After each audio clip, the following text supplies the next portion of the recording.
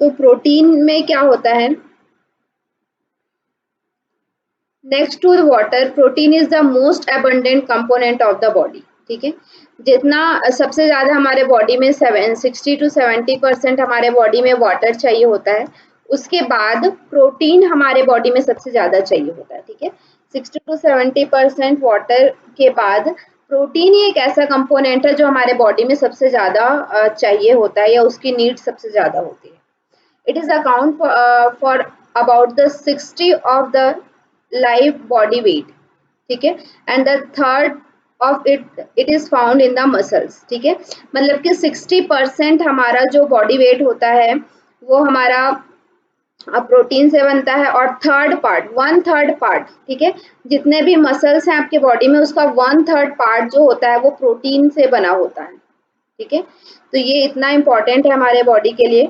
And the fifth of the bone and the cartilage, और fifth part, one fifth part जो है वो cartilages और बोन जो है वो प्रोटीन से बना होता है। ठीक है, and tenth in the skin and remainder is the other tissue of the body fluid. ठीक है, 1/10 पार्ट जो होता है वो स्किन जो होता है वो भी इसी से बना होता है। ये सारी चीजें यहाँ पे बताई गई हैं।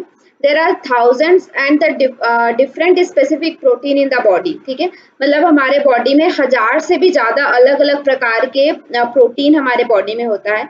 Each having a unique structure and function, सबका अपना अलग अलग एक स्ट्रक्चर होता है और सबका अपना एक अलग अलग फंक्शन होता है। ठीक है, 1000 से भी ज्यादा प्रोटीन हमारे बॉडी में प्रकार के प्रोटीन हमारे बॉडी में पाए जाते हैं। This basic building blocks of the protein are nitrogen. ठीक है, सबसे बेसिक बिल्डिंग ब्लॉक जो हमारा प्रोटीन बना होता है वो किससे बना होता है, NH से बना होता है। ठीक है, बेसिक क्या होता है, N होता है, यानी कि नाइट्रोजन होता है। ठीक है, contain units called amino acid, जो प्रोटीन का, जैसे हम कार्बोहाइड्रेट का जो स्मॉलेस्ट यूनिट होता था उसको क्या बोलते थे, कार्बोहाइड्रेट का जो स्मॉलेस्ट यूनिट है उसे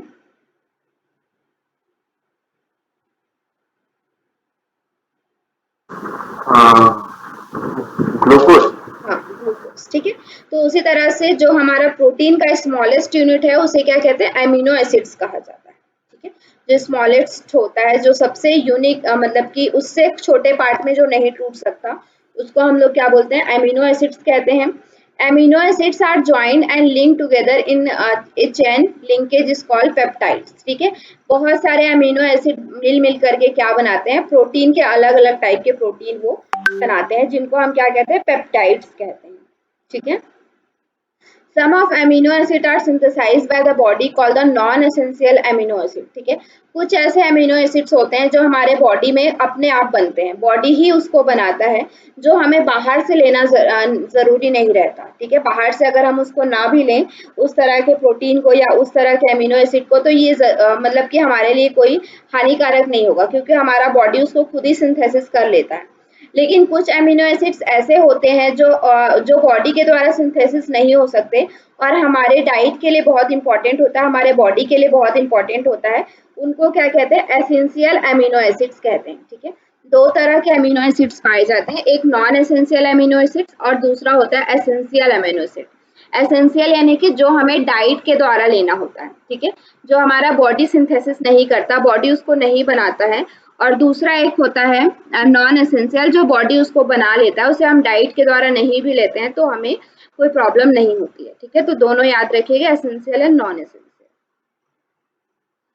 यहाँ से इस बार भी प्रश्न पूछा गया था, प्रीवियस आपका जो अभी आया था ना 2023 दिसंबर में। ठीक है, तो यहाँ से पूछा गया था, ऐसे इसमें से शायद एसेंशियल से दिया गया था, एसेंशियल से 4 नाम दिए हुए थे और एक कहीं और से दे दिया था। तो उसमें बोला गया था which is not the essential amino acid, कौन एसेंशियल अमीनो एसिड नहीं है। ठीक है, तो आपको ये याद करना पड़ेगा, पहले तो आपको ये पूरे 10 नाम है इसमें। ठीक है, 10 एसेंशियल होते हैं और बेसिकली 10 नॉन एसेंशियल होते हैं। नॉन एसेंशियल में और भी ज्यादा रहते हैं, लेकिन ये जो 10 हैं वो एसेंशियल अमीनो एसिड्स हैं, मतलब जो हमें बाहर से डाइट से लेना होता है। ठीक है, डाइट के द्वारा जो फुलफिल करता है बॉडी, उसको एसेंशियल अमीनो एसिड कहते हैं। ये हमारे 10 होते हैं और ये हमारे लिए इंपॉर्टेंट होते हैं। ठीक है, इसको आपके एग्जाम पॉइंट ऑफ व्यू से भी ये इंपॉर्टेंट है, यहाँ से प्रश्न आपका पूछा जाता है।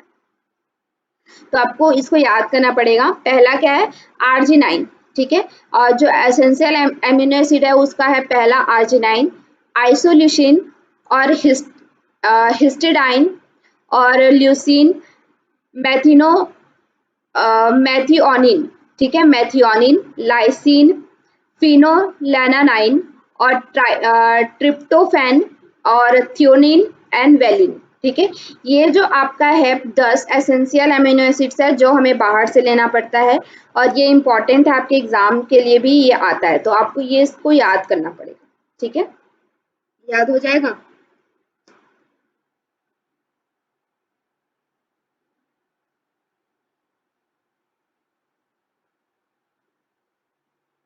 आवाज आ रही है?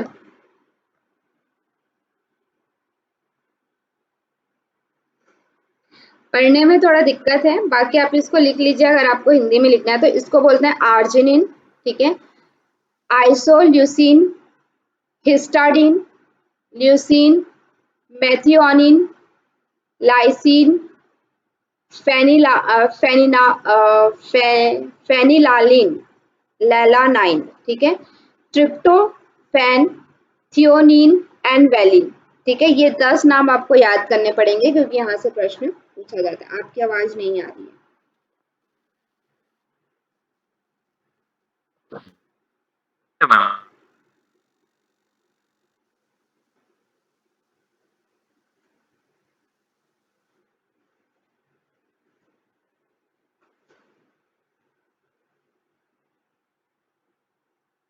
ठीक है, तो फिर इसके बाद नॉन एसेंशियल अमीनो एसिड्स होता है, ये भी हम एक बार देख लेते हैं ताकि आपको ये याद रहे कि नॉन एसेंशियल में क्या क्या आते हैं। तो आपका ये जो एलानाइन, ठीक है, इसको नॉन एसेंशियल में आपका आता है एलानाइन, आर्जिनिन, एस्पा एस्पाराजिन, ठीक है, asparagine, aspartic acid, cysteine, glutamic acid, glutamine, glycine, proline, serine and tyrosine, ठीक है। ये जो होते हैं वो नॉन एसेंशियल होते हैं। ये सारे प्रोटीन जो है अमीनो एसिड्स वो हमारा बॉडी खुद ही बनाता है, ठीक है। तो अगर आप इसको डाइट के थ्रू नहीं भी ले रहे हैं तो आपके ये इम्पोर्टेंट, मतलब कि इतना, मतलब इससे आपको हानि नहीं पहुंचेगी क्योंकि आपका बॉडी सिंथेसिस कर लेगा।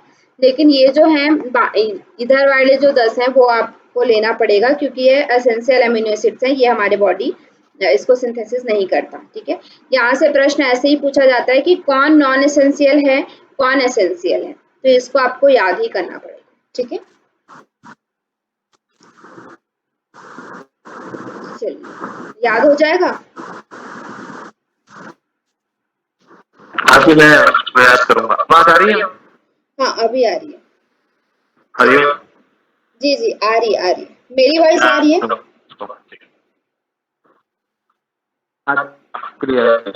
ठीक है, चलिए, तो फिर यहाँ पे फंक्शंस ऑफ प्रोटीन, ठीक है।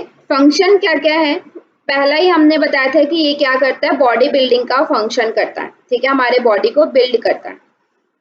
A protein supply amino acid to the building new tissues and for the repletion of the worn out tissues, ठीक है। जब हमारा बॉडी जो है टिश्यू, जैसा कि आपने सेल और टिश्यू में पढ़ा होगा कि बहुत सारे सेल ऐसे होते हैं जो डिजेनरेट होता है, मतलब टूटता है, और नए सेल जनरेट होते रहते हैं। डेली हमारे बॉडी में ये प्रोसेस चलता रहता है, ठीक है।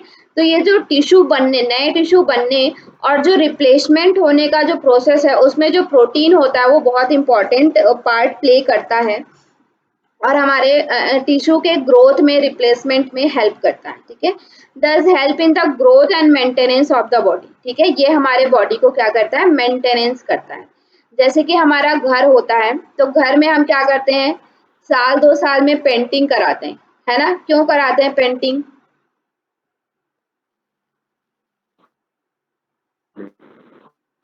हम्म, आपकी वॉइस ब्रेक है।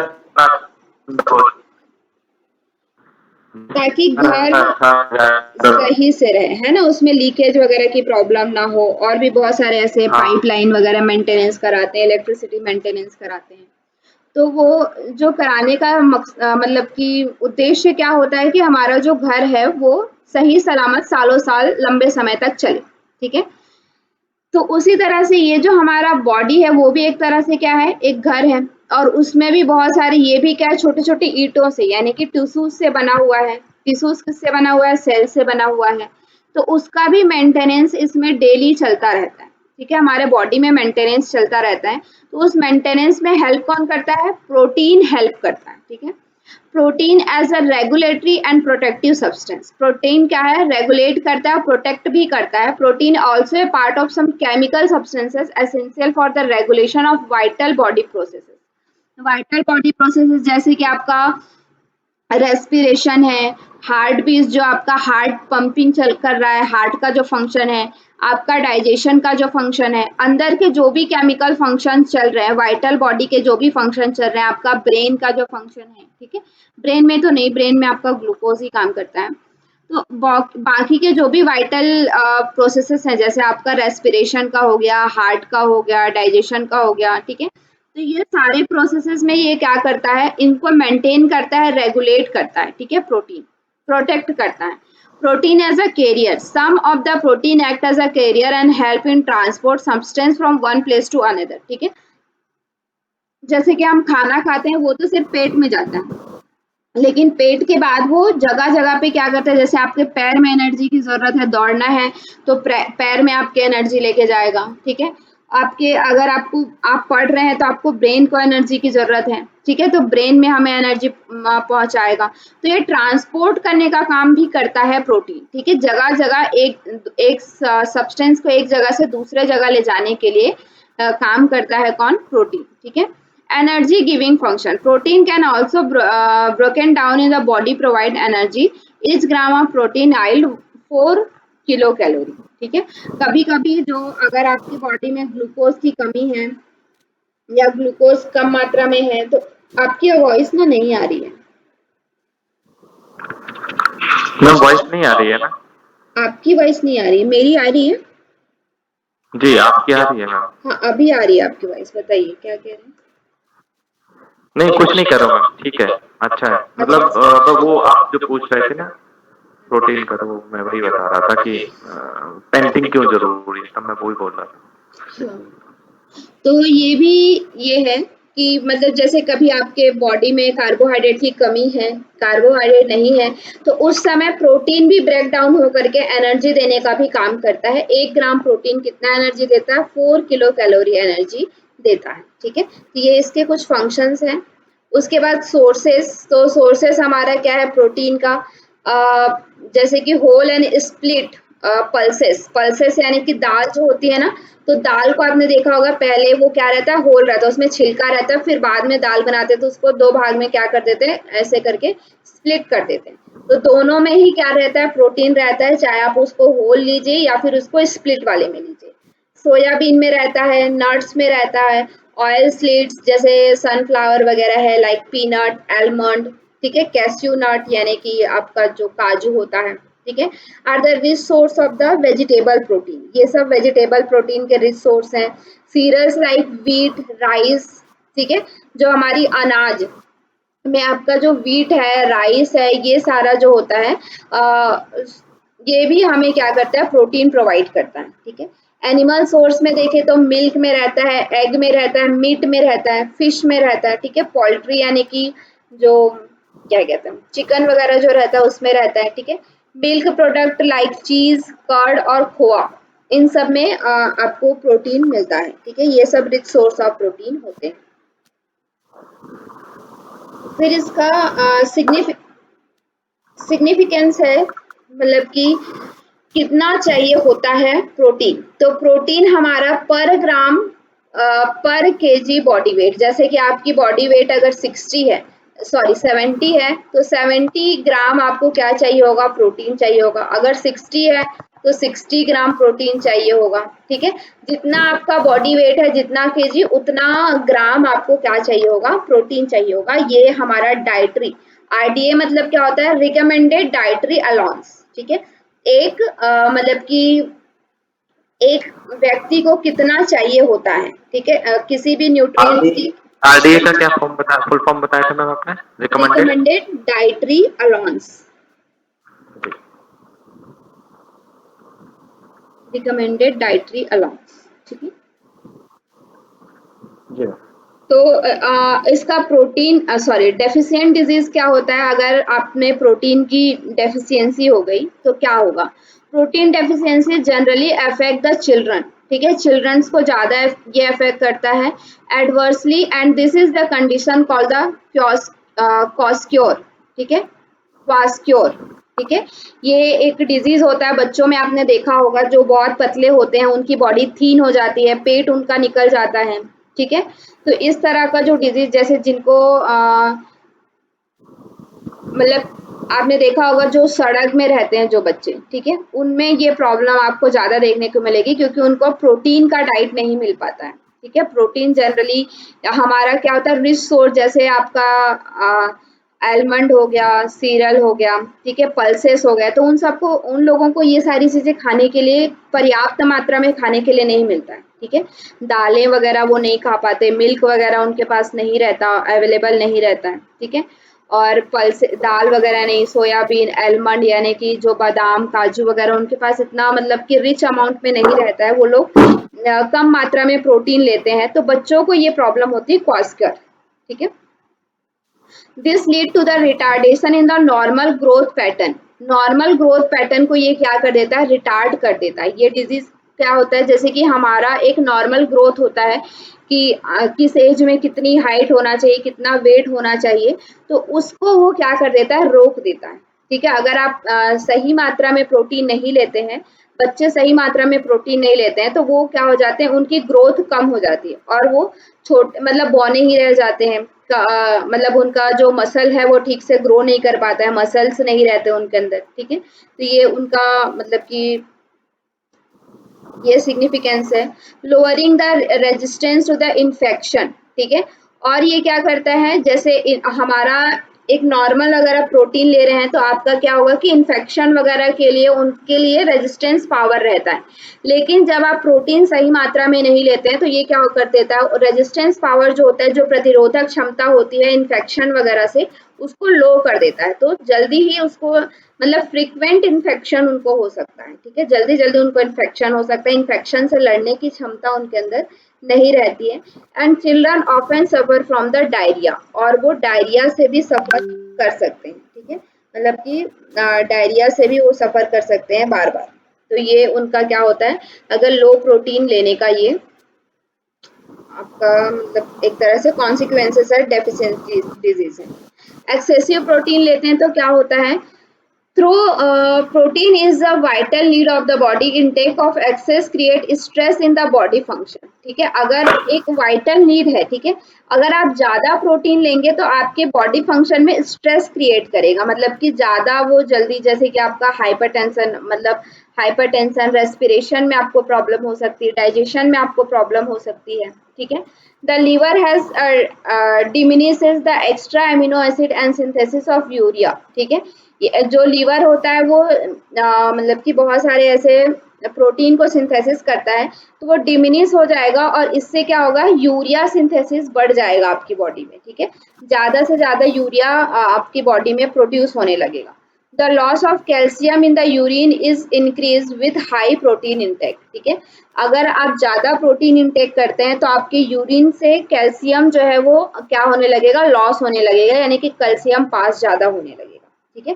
जितना एक कांस्टेंट अमाउंट में कैल्शियम पास होना चाहिए हमारे यूरिन से, उससे ज्यादा अमाउंट में कैल्शियम पास होगा, ठीक है।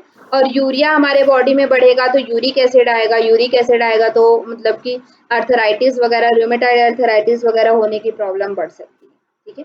तो ये एक्सेसिव अगर आप लेते हैं प्रोटीन तो ये सारी क्या होते हैं कॉन्सिक्वेंसेस, ठीक है।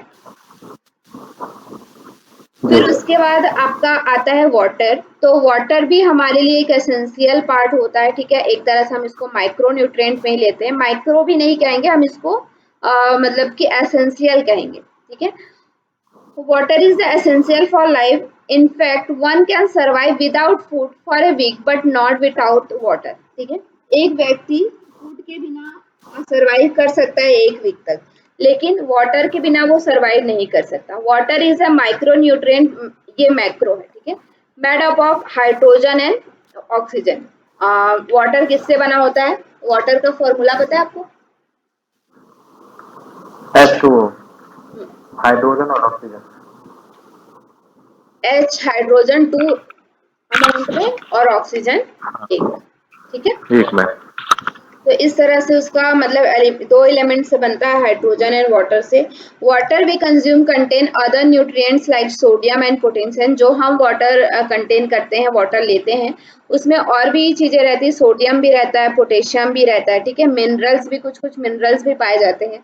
तो ये जो वाटर का कंस्टिट्यूट है ये वेरी करता है, ठीक है, प्लेस टू प्लेस वेरी करता है। जैसे कि आपने सुना होगा यहाँ का पानी भारी है, यहाँ का पानी हल्का है, इसमें आयरन कंटेन करता है, ठीक है। तो कुछ कुछ और सब्सटेंसेस जो है वाटर कंटेन करता है। फंक्शन क्या होता है? Water is a major component of body, it make approx 60% of the total weight of an adult, ठीक है। 60% हमारा बॉडी वेट कौन बनाता है? वाटर बनाता है। Water is a medium of all body fluid including blood, saliva, digestive juice, urine, faeces, sweat, इन सब में क्या होता है? वाटर होता है, ठीक है। सोर्सेज क्या क्या होता है? जैसे टी लेते हैं, कॉफी लेते हैं, फ्रूट जूस लेते हैं, मिल्क लेते हैं, इन सब में वाटर कंटेंट होता है। फ्रूट्स में भी रहता है। कोई भी फूड स्टफ हम लेते हैं तो वो बिना वाटर के प्रिपेयर नहीं किया जाता, उसमें किसी न किसी मात्रा में, कुछ ना कुछ मात्रा में उसमें क्या होता है? वाटर कंटेंट रहता ही है, ठीक है। तो ये सब इसके सोर्सेस हो गए। तो वाटर का इतना ही था। अभी हम थोड़ा सा, यहाँ तक क्लियर है? वाटर और कार्बोहाइड्रेट, फैट, प्रोटीन, जी। ठीक है। तो ये सारी चीजें क्या थी? मैक्रोन्यूट्रिएंट थी, जिसमें हमने रफेज किसके अंतर्गत आता है? क्या चीज मैम? फाइबर्स किसके अंतर आता है? कल पढ़ा था ना। फाइबर एसेंशियल के अंदर, मतलब सॉरी, इसके मैक्रो के अंदर आता है। मैक्रो में कौन से पार्ट में आता है? कार्बोहाइड्रेट में, प्रोटीन में, फैट में, किसमें? कि कार्बोहाइड्रेट्स में आता है, कार्बोहाइड्रेट का ही पार्ट होता है। ठीक है। जो फाइबर होता है वो बेसिकली कार्बोहाइड्रेट का ही पार्ट होता है, ठीक है। जो भी कार्बोहाइड्रेट डाइजेस्ट नहीं होता है, जैसे सेलुलोज हो गया, ठीक है, और हेमी सेलुलोज हो गया, और क्या पढ़ा था? पेप्टीन, पेप्सिन, ऐसा कुछ पढ़ा था, मेरे को याद नहीं आ रहा है। तो एक तीन चीज, ये सारी चीजें किसमें होती है? जैसे कि हमारा फूड, जो पका हुआ फूड का छिलका होता है, ठीक है, सेल्यूलोज जो पत्तेदार सब्जियां वगैरह रहती हैं, गम वगैरह रहता है, उनमें पाया जाता है, ठीक है। ये हमारे बॉडी डाइजेस्ट नहीं कर पाता, लेकिन ये हमारे बॉडी के लिए क्या होता है? इंपॉर्टेंट होता है। इसके और भी फंक्शन हमने देखे थे, ठीक है। एक्सक्रीशन में भी इंपॉर्टेंट होता है, बॉडी मतलब फूड को ये बल्क बनाने के लिए भी इंपॉर्टेंट होता है, ठीक है। तो ये सारी चीजें हमने देखी थी। तो यहाँ तक कि आपका मैक्रोन्यूट्रिएंट कंप्लीट होता है। नेक्स्ट आपका आता है माइक्रोन्यूट्रिएंट, ठीक है। तो माइक्रोन्यूट्रिएंट मतलब क्या है? डिक्शनरी मीनिंग माइक्रो मतलब क्या होता है? माइन्यूट या स्मॉल, ठीक है, जो कम मात्रा में हमें चाहिए होता है, जो हमें इतनी ज्यादा मात्रा में जरूरत नहीं पड़ती है, उसको हम लोग क्या बोलेंगे? माइक्रोन्यूट्रिएंट बोलेंगे, ठीक है। माइक्रोन्यूट्रिएंट जो है उसको दो पार्ट में डिवाइड किया जाता है, विटामिन और मिनरल्स, ठीक है। बेसिकली इसमें दो आता है, विटामिन एंड मिनरल्स। तो पहले हम देखेंगे विटामिन। तो विटामिन क्या होता है? Vitamin are the nutrient which are very important for the good health, ठीक है। विटामिन हमें ना एनर्जी नहीं देता, हमारे बॉडी को बिल्ड नहीं करता है, लेकिन फिर भी ये हमें, हमारे बॉडी को प्रोटेक्ट नहीं करता है, लेकिन फिर भी ये हमारे बॉडी के लिए, गुड हेल्थ के लिए विटामिन जो होता है वो इम्पोर्टेंट होता है, ठीक है। They required in A small amount, ये बहुत छोटे अमाउंट में हमारे बॉडी में चाहिए होता है। Our body can not synthesis them it on its own, ठीक है। जो भी विटामिन है ये अपने आप सिंथेसिस नहीं हो सकता बॉडी में, इसे हमें डाइटरी इंटेक से ही लेना पड़ेगा, डाइट के द्वारा ही हमें इसको क्या करना पड़ेगा? इंटेक करना पड़ेगा। बॉडी इसका सिंथेसिस नहीं करता है, ठीक है। Therefore they must be provided by the food, इसलिए हमें ये फूड के द्वारा लेना बहुत जरूरी है। The lack of vitamin in leads to the various deficiency disease, ठीक है।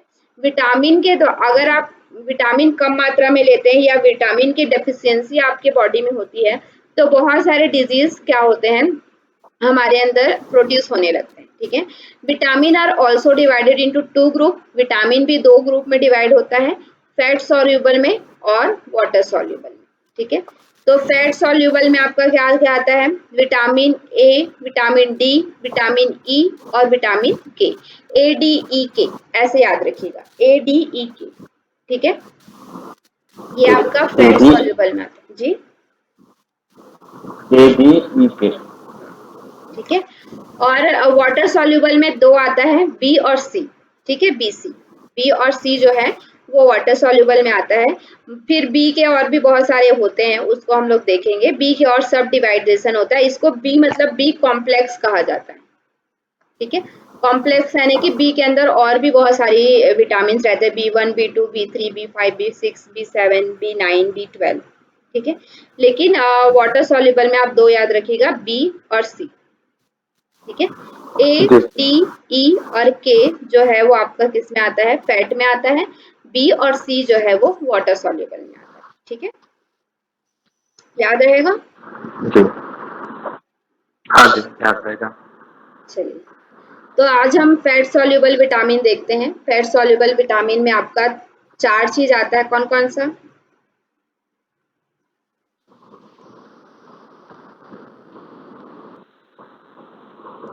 ए डी ई के। ठीक है, ए डी ई के। तो फर्स्ट है आपका ए। ठीक है, विटामिन ए जो है फर्स्ट आपका फैट सॉल्यूबल विटामिन है। हाँ, इसके पहले कि हम आगे बढ़े, फैट सॉल्यूबल वाटर सॉल्यूबल समझ लीजिए। फैट सॉल्यूबल मतलब कि क्या है, जो फैट यानी फैट में घुलता है। ठीक है, जो ऑयल, देखिए फैट मतलब बेसिकली हम क्या समझते हैं, ऑयल। ठीक है, फैट मतलब क्या है, ऑयल। ठीक है, तो जो ऑयल में घुलता है, तो ऑयल में क्या घुलेगा, ऑयल जैसा सब्सटेंस जो होगा वही घुलेगा। ठीक है, जैसे कि हम मतलब कि ऑयल में अगर आप पानी डाल देंगे तो क्या वो उसमें घुलेगा, नहीं घुलेगा, है ना। तो जो फैट सॉल्यूबल है उसमें क्या है, जैसे कि आप मतलब कि तिल का तेल है, उसमें नारियल का तेल डालेंगे तो वो घुलेगा उसमें, नहीं घुलेगा। हाँ वो दोनों मिल जाएंगे, मिक्स हो जाएंगे। तिल का तेल है, उसमें नारियल का तेल मिक्स करेंगे तो वो दोनों घुल जाएंगे। ठीक है, लेकिन फैट में वाटर जैसा सब्सटेंस डालेंगे, मिल्क डालेंगे, वाटर डालेंगे तो नहीं घुलेगा ऑयल में। ठीक है, तो फैट सॉल्यूबल मतलब क्या है, ये जो सब्सटेंस है जो हमने ए डी ई और के बोला, ये जो 4 है वो क्या है, फैटी सब्सटेंसेस है, मतलब कि स्टिकी मटेरियल है जो फैट में ही घुलता है। ठीक है, फैट सब्सटेंस में घुलता है, जैसे ऑयल है, घी है या फैटी सब्सटेंस है, उसमें ही वो मिक्स होता है। घुलना मतलब सॉल्यूबल मतलब क्या होता है, मिक्स होता है। ठीक है, पूरी तरह से मिक्स फैट में ही हो पाता है, ए डी ई के। और दूसरा जो वाटर सॉल्यूबल है वो सिर्फ वाटर में घुलता है। ठीक है, वो फैट में नहीं घुलता। जैसे कि हम पानी में फैट डाल देंगे तो वो नहीं घुलेगा, ऑयल डाल देंगे तो वो नहीं घुलेगा, लेकिन पानी में दूध डालेंगे तो वो घुल जाएगा। ठीक है, तो वाटर सॉल्यूबल यानी कि बी और सी जो विटामिन है वो वाटर में घुलते हैं, पानी में घुलते हैं। और ए डी ई के जो विटामिन है वो किस में घुलता है, फैट में घुलता है। क्लियर, ठीक है। तो पहला हमारा क्या है, ए रेटिनॉल। इसका आपको साइंटिफिक नेम भी याद रखना पड़ेगा। ठीक है, vitamin A retinol. Retinol, retina कहाँ पे होता है, आँख में। आंख में। ठीक है, तो विटामिन ए को क्या बोला जाता है, रेटिनॉल बोला जाता है। बेसिकली ये हमारे आईज के लिए इंपॉर्टेंट होता है। ठीक है, विटामिन ए जो है वो हमारे बेसिकली आईज के लिए इंपॉर्टेंट होता है। ठीक है, रेटिनॉल कहा जाता है इसको। देखिए इसका फंक्शन फर्स्ट आप देख पा रहे हैं, विजन के लिए इंपॉर्टेंट होता है। ठीक है, विजन यानी कि हमारे देखने की जो क्षमता होती है उसके लिए विटामिन ए जो है वो बहुत इंपॉर्टेंट होता है। उसके साथ और भी इसके मतलब फंक्शन है। मेन फंक्शन आपका विजन आता है। ठीक है, जैसे कि आपको अगर पूछा जाए विटामिन ए का मेन फंक्शन तो वो विजन के लिए होगा। ठीक है, हमारी आंखों की दृष्टि के लिए होता है। दूसरा इसके साथ और भी है इम्यूनिटी, जो हमारा इम्यूनिटी होता है, प्रतिरोधक क्षमता जो होती है उसके लिए भी विटामिन ए बहुत इंपॉर्टेंट होता है। साथ ही साथ हमारा ग्रोथ एंड डेवलपमेंट। ठीक है, ग्रोथ एंड डेवलपमेंट जो है उसके लिए भी इंपॉर्टेंट होता है। ठीक है, फंक्शन याद रखेंगे तो आपको डेफिशिएंसी एक्सेसिव डिजीज भी याद रहे। ठीक है, उसी से रिलेट करके हम इसको पढ़ेंगे। उसके बाद cell differentiation and gene expression. Genes expression जो होता है ना, क्रोमोसोम्स होता है कि हमारे माता पिता का जीन्स जो होता है वो हमारे में आता है, ठीक है। तो विटामिन ए इसके लिए भी इम्पोर्टेंट होता है कि सेल का डिफरेंशिएशन, जीन का एक्सप्रेशन, तो हम हमारे माता पिता का जो एक्सप्रेशन हमारे अंदर आया है, एक्सप्रेशन मतलब कि उनका जो जीन्स की क्वालिटीज जो है वो हमारे अंदर आई हैं, उसके लिए भी विटामिन ए जो है वो बहुत इंपॉर्टेंट होता है। साथ ही साथ रिप्रोडक्शन, ठीक है, हमारा रिप्रोडक्टिव जो ऑर्गन है और रिप्रोडक्शन के लिए विटामिन ए जो है वो बहुत इंपॉर्टेंट होता है, ठीक है। क्लियर हो रहा है? हाँ क्लियर है। इसके बाद सोर्स के लिए याद रखिए येलो एंड रेड वेजिटेबल। जो भी वेजिटेबल जो येलो होता है, वेजिटेबल एंड फ्रूट, यहाँ पे दोनों आएगा, वेजिटेबल एंड फ्रूट, ठीक है। जो भी रेड एंड येलो वेजिटेबल और फ्रूट है, जैसे कि रेड और येलो में हम देखते हैं आपका जो कद्दू होता है, पंपकिन, टोमेटो जो होता है, कैरेट होता है, मैंगो होता है, पपाया होता है, ठीक है। जो भी रेड और येलो वेजिटेबल आपको दिखेंगे उसमें आपको विटामिन ए मिलता है, ठीक है। ये एक उसका वो है। दूसरा आपका बटर जो है, बटर है, मिल्क है, घी है, ठीक है। ग्रीन लीफी वेजिटेबल्स में भी पाया जाता है, एग, एग में भी पाया जाता है। एग के अंदर आपने देखा होगा उसमें येलो येलो सब्सटेंस रहता है, ठीक है। लीवर, फिश लीवर ऑयल, ठीक है, उन सब में भी विटामिन ए पाया जाता है, ठीक है। ये उसके सोर्सेस हैं। फिर डेफिशिएंसी डिजीज जो है, इसका डेफिशिएंसी डिजीज पहला हमने देख रहे हैं कि विजन से है तो नाइट ब्लाइंडनेस, रतौंधी बोलते हैं इसको, ठीक है। रात में चीजें ना दिखना, ठीक है, अंधापन, जो रात का अंधापन हो जो होता है ना, रतौंधी, ठीक है। नाइट ब्लाइंडनेस विटामिन ए की कमी की वजह से होता है, ठीक है। और क्या है, corneal ulceration and corneal scars. जो कॉर्निया होता है हमारे आईज में, कॉर्निया भी एक पार्ट होता है, पता है आपको? कॉर्निया,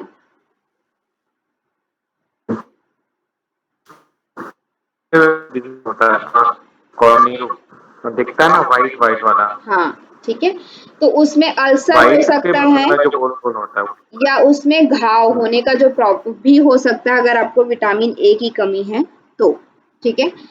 फिर उसके बाद क्या है, ग्रोथ एंड डेवलपमेंट इसका जो फंक्शन है, अगर आप विटामिन ए कम है आपकी बॉडी में तो इम्पेयर स्केलेटल ग्रोथ, आपके जो बोन्स है वो अच्छे से ग्रोथ नहीं कर पाएंगे, क्योंकि इसका एक फंक्शन भी क्या है, ग्रोथ एंड डेवलपमेंट भी इसका एक फंक्शन है। तो आपका मतलब कि इससे इम्पेयर ग्रोथ होगा, ठीक है। अच्छे से बॉडी हमारी डेवलप नहीं हो पाएगी, हमारे जो स्केलेटल्स है, हमारा जो बोन वगैरह है, स्केलेटल सिस्टम, स्केलेटल सिस्टम पढ़ा है?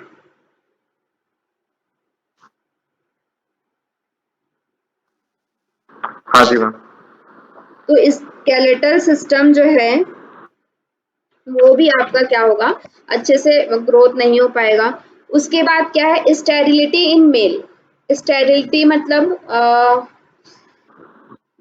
कि एनेबल टू रिप्रोड्यूस, ठीक है। मेल में जो रिप्रोडक्टिव ऑर्गन है या रिप्रोडक्टिव क्षमता जो है या प्रजनन जो क्षमता है वो कम हो जाती है या नहीं होती है, स्टेरिलिटी हो जाती है, मतलब कि वो रिप्रोड्यूस नहीं कर पाते, ठीक है। क्योंकि इसका एक फंक्शन क्या है, रिप्रोडक्शन भी इसका एक फंक्शन है, तो ये बेसिकली मेल में होता है स्टेरिलिटी, ठीक है। क्लियर है?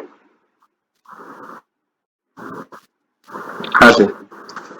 उसके बाद आपका एक्सेसिव, अगर आप विटामिन ए ज़्यादा ले रहे हैं तो क्या होता है, हेडेक हो सकता है आपको, लॉस ऑफ हेयर हो सकता है, ड्राई स्किन हो सकता है, ठीक है, स्कैली डर्मेटाइटिस हो सकता है, और लॉस ऑफ वेट हो सकता है, ठीक है, वेट की लॉस हो सकता है। एनोरेक्सिया, एनोरेक्सिया पता है?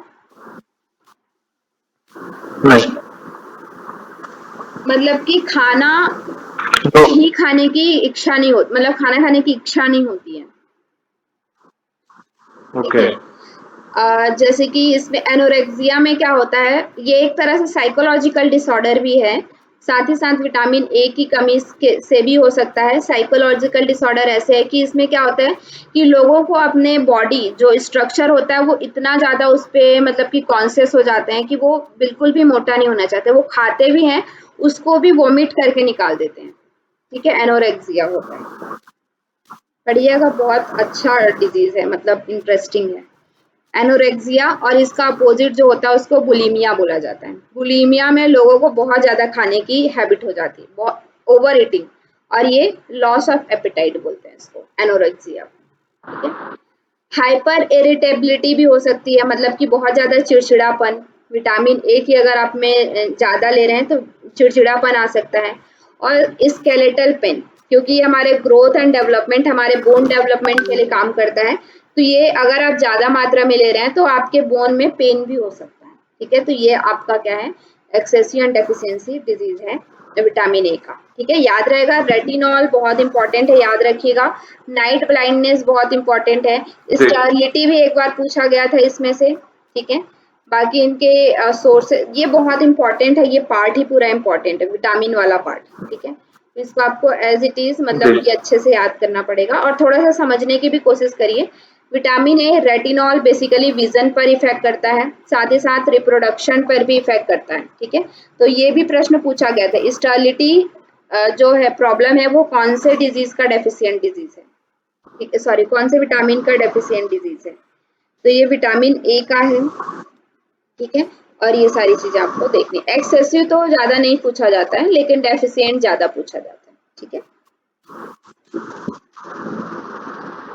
जी नेक्स्ट देखते हैं, दूसरा है हमारा ए डी। डी, ठीक है, विटामिन डी। विटामिन डी को क्या बोला जाता है, कैल्सीफेरॉल। ठीक है, विटामिन डी के बारे में आपने सुना होगा, ये क्या करता है, विटामिन डी से हमारे बॉडी, अगर विटामिन डी हमारे बॉडी में सही रहता है तो कैल्शियम हमारे बॉडी में सही से रहता है। सुना है क्या, हाँ जी है ना, तो इसलिए इसका नाम क्या है, कैल्शियम को कैल्सीफेरॉल। ठीक है, कैल्सी मतलब कैल्शियम, कैल्शियम से रिलेटेड है, इसलिए इसका नाम कैल्सीफेरॉल है। ठीक है, जी इसका मेन सोर्स क्या होता है, इसको सनसाइन विटामिन भी कहते हैं। ठीक है, इसका मेन सोर्स क्या है, सनसाइन है हमारा।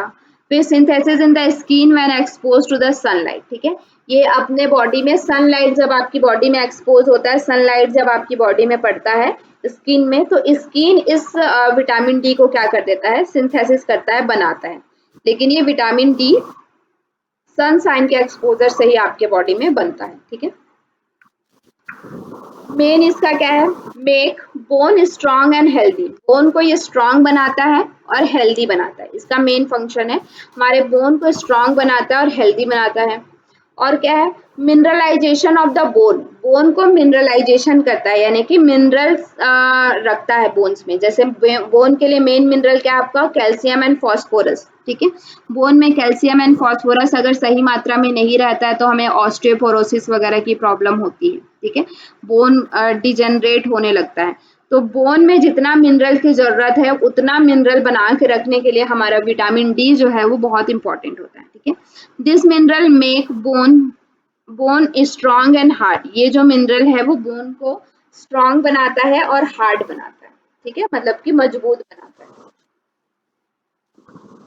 फिर सोर्सेस क्या होता है, vitamin D is naturally synthesize by exposing the skin of light, sunlight. ठीक है, नेचुरली ये हमारे बॉडी में सिंथेसाइज होता है, किससे, सनलाइट के द्वारा। ठीक है, लेकिन अगर हम इसको और देखना चाहें तो फूड में क्या होता है, मरीन फिशेस यानी कि जो समुद्र की मछलियां होती है ना, उसमें ज्यादा अच्छे से पाया जाता है। ठीक है, और ये जो कोड लिवर ऑयल जो है, कोड भी एक तरह का फिश होता है, वो भी समुद्र का एक तरह का फिश होता है, उसके लिवर ऑयल भी एक क्या होता है, richest source of vitamin D होता है।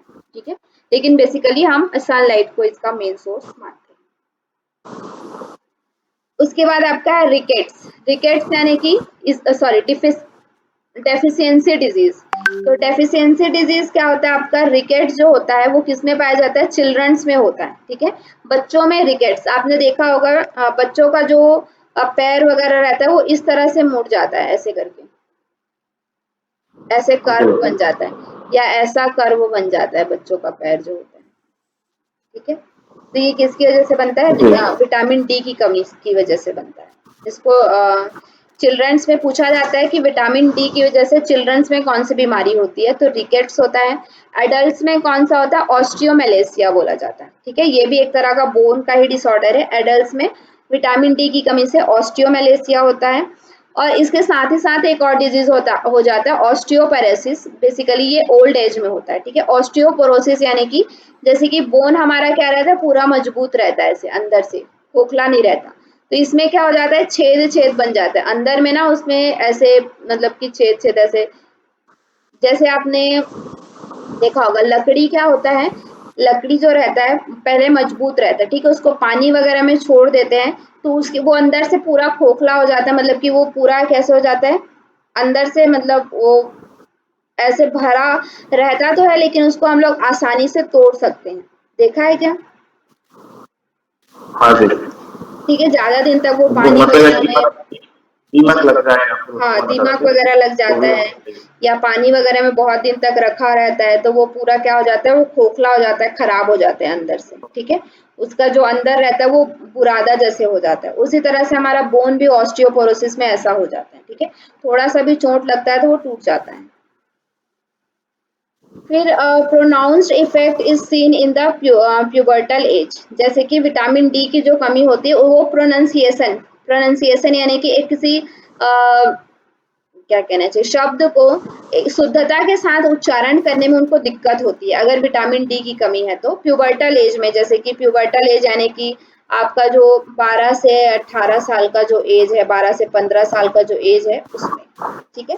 ये नॉर्मल है, बाकी आपको ये 2-3 याद रखना है ऊपर वाले, ठीक है।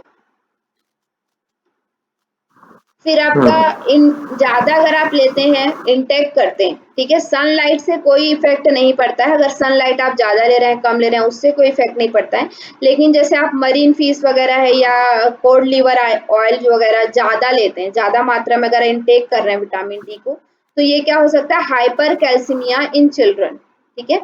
चिल्ड्रन में हाइपर कैल्सीमिया हो सकता है और एडल्ट्स में भी हाइपर कैल्सीमिया हो सकता है। इनमें मात्रा अलग अलग है, चिल्ड्रन के लिए अलग है और एडल्ट्स के लिए अलग है, ठीक है। तो हाइपर कैल्सीमिया यानी कि क्या होता है, आपकी बॉडी में कैल्शियम की मात्रा ज्यादा हो सकती है, ठीक है, ज्यादा कैल्शियम की मात्रा हो जाएगी, जो भी हमारे लिए इम्पोर्टेंट मतलब कि अच्छा नहीं है, ठीक है। तो अगर हम एक्सेसिव डिजीज का क्या, हाइपर कैल्सीमिया, डेफिशिएंसी डिजीज में आपको 2 याद रखना है। रिकेट्स जो होता है वो बच्चों में होता है, ऑस्टियोमलेशिया जो होता है वो एडल्ट्स में होता है, ठीक है। याद रहेगा ये सब। जी। चलिए, उसके बाद आपका तीसरा आता है विटामिन ई, इसको टोकोफेरॉल कहते हैं, ठीक है। विटामिन ई को क्या कहा जाता है, टोकोफेरॉल कहा जाता है। Essential for the normal reproductive process, ठीक है। जैसे विटामिन ए भी एसेंशियल था, उसी तरह से विटामिन ई क्या होता है, रिप्रोडक्टिव प्रोसेस के लिए ये भी एसेंशियल होता है, ठीक है। जैसे विटामिन ए का भी एक फंक्शन था कि वो रिप्रोडक्टिव हेल्थ को मेंटेन करता है, उसी तरह से विटामिन ई भी रिप्रोडक्टिव हेल्थ को क्या करता है, मेंटेन करता है, ठीक है।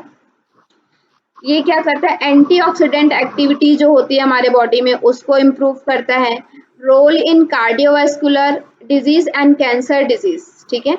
ये हेल्प मतलब कि मेंटेन करता है कार्डियोवास्कुलर डिजीज को, मतलब कि कम करता है, और कैंसरस जो डिजीज होता है उसको भी हमारे बॉडी में कम करता है अगर विटामिन ई सही मात्रा में हमारे बॉडी में होता है तो, ठीक है। फिर डीएनए सिंथेसिस, डीएनए, डीएनए पता है ना? हाँ, जो हमें हेरिडिटी से मतलब हमारे माता-पिता से मिलता है। जीन्स वगैरह जो है उसी को हम डीएनए कहेंगे। जीन्स वगैरह। तो डीएनए सिंथेसिस करने में भी क्या होता है, हमारा ये इम्पोर्टेंट होता है, ठीक है। Stimulate immune responses, immune responses को भी ये स्टिमुलेट करता है, और साथ ही साथ एंटी इन्फ्लामेटरी एक्टिविटी, ठीक है। बॉडी में जो इन्फ्लामेशन, सूजन इत्यादि की समस्या रहती है उसके लिए अपोजिट एंटी का काम करता है। एंटी यानी कि अपोजिट रूप से या उसको कम करने में ये विटामिन ई जो है वो काम करता है, ठीक है। Plant based food, fats and oil origin from the vegetable are the richest source, ठीक है। जैसे plant based fat, plant based fat क्या है, जैसे आपका ऑयल वगैरह जो प्लांट वाला ऑयल बनता है, जैसे सनफ्लावर ऑयल हो गया, ठीक है, पीनट ऑयल हो गया, ये सब जो प्लांट बेस्ड ऑयल है वो क्या होता है, इसके लिए इम्पोर्टेंट होता है, मतलब कि ये रिचेस्ट सोर्स ऑफ एनर्जी होता है, विटामिन ई होता है। व्हीट जर्म ऑयल, व्हीट से जो हम ऑयल बनाते हैं वो, ऑलिव ऑयल जो है, वॉलनट है यानी कि अखरोट, कॉर्न, सीसम यानी कि तिल, पीनट यानी कि मूंगफली, राइस और सनफ्लावर, ये सब क्या होता है, विटामिन ई के लिए रिचेस्ट सोर्स ऑफ एनर्जी होता है। ठीक है, तो जनरली ये सारी चीजें हम लेते ही हैं, तो इसलिए डेफिशिएंसी डिजीज और एक्सेसिव डिजीज ह्यूमन में नहीं देखा जाता। ठीक है, मतलब विटामिन ई का डेफिशिएंसी डिजीज और एक्सेसिव डिजीज ह्यूमन में नहीं रहता, नहीं पाया जाता है, बहुत ही रेयर केस में पाया जाएगा। ठीक है, फिर आपका फैट सॉल्युबल में लास्ट है विटामिन के। विटामिन के को बोलते हैं फाइलोक्विनोन। ठीक है, फाइलोक्विनोन, इसका ये आरडीए नहीं है, इसका क्या है, exposing hand and face for 15 minute of a day at least thrice, ये मुझे उसमें लिखना था, क्या बोलते हैं, विटामिन डी में लिखना था। ठीक है, वो यहाँ पे गलती से आ गया है, यहाँ पे इसको आप चेंज कर लीजिएगा। ठीक है, इसको मैं चेंज कर दूंगी, विटामिन डी का है ये विटामिन के का नहीं है।